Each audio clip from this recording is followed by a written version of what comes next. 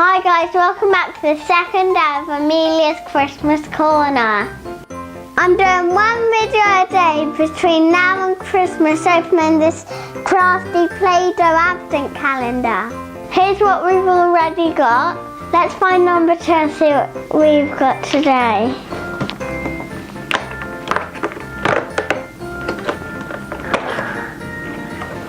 Wow, we've got a gingerbread mould. Come back tomorrow so you can see what else we've got. Thanks for watching Amelia's Christmas Corner, and remember to subscribe for more crafty ideas. See you tomorrow for the next advent calendar window.